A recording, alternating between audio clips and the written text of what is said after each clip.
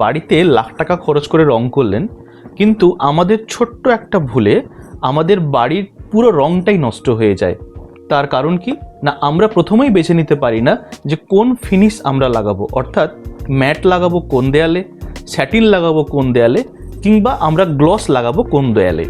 নমস্কার, আমি Subhajit Sahu from Sahu builders. আজকের আপনাদের আমি জানাবো যে বাড়ি আপনারা যখন রং করছেন আপনারা কোন জায়গায় কোন ফিনিশ লাগাবেন। অর্থাৎ তিনটে ফিনিশ আমাদের হয়, ম্যাট ফিনিশ, স্যাটিন ফিনিশ আর গ্লস ফিনিশ। এটা আজকের আমাদের মূল বিষয়বস্তু। আজকের আমি আপনাদের জানাবো এই ফিনিশগুলো সম্পর্কে।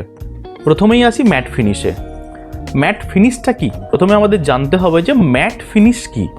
না, ম্যাট ফিনিশ হলো এমন একটা কালারের ফিনিশ যেখানে আলো কম প্রতিফলিত হয় এবং এর ফলস্বরূপ কি হয় না, দেয়ালের যে অসমান অংশ যেটাকে আমরা আন্ডুলেশন বলি, কিংবা কোনো ছোট ছোট দাগ, এই সবগুলো কিন্তু আর প্রতিফলন হয়ে আমাদের চোখে ধরা দেয় না। এই ফিনিশ যেখানে লাগানো হচ্ছে তাকে আমরা বলছি ম্যাট ফিনিশ।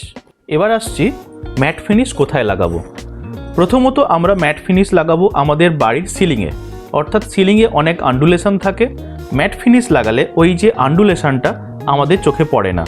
এছাড়াও আমরা ম্যাট ফিনিশ লাগাতে পারি আমাদের বেডরুমে, ড্রয়িং রুমে, কিংবা যে সমস্ত রুমগুলো আমাদের কম ব্যবহার করা হয় বা যে ওয়ালটা আমাদের কম ব্যবহৃত হয় ওই ওয়ালে আমরা ম্যাট ফিনিশ লাগাতে পারি।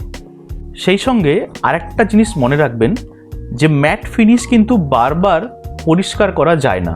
ম্যাট ফিনিশ আপনি যখন বারবার পরিষ্কার করবেন তখন দেয়ালে একটা দাগ চলে আসে।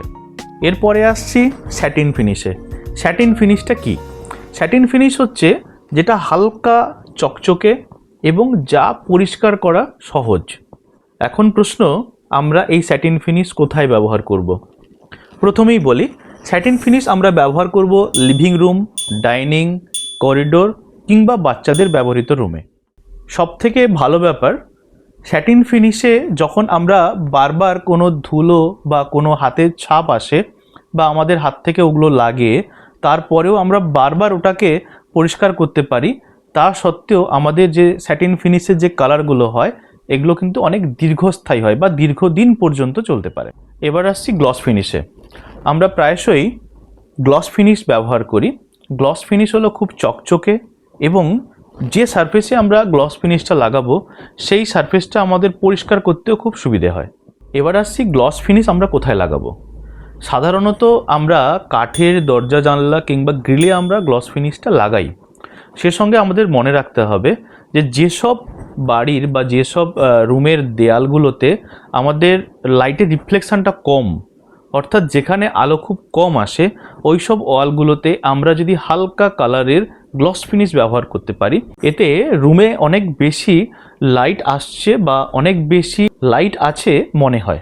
তাই মনে রাখবেন, সঠিক রং যতটা গুরুত্বপূর্ণ ঠিক ততটাই গুরুত্বপূর্ণ সঠিক ফিনিশ বেছে নেওয়া। এরকম আরও তথ্য পাওয়ার জন্য আমাদের ফেসবুক পেজটিকে ফলো করুন। ধন্যবাদ।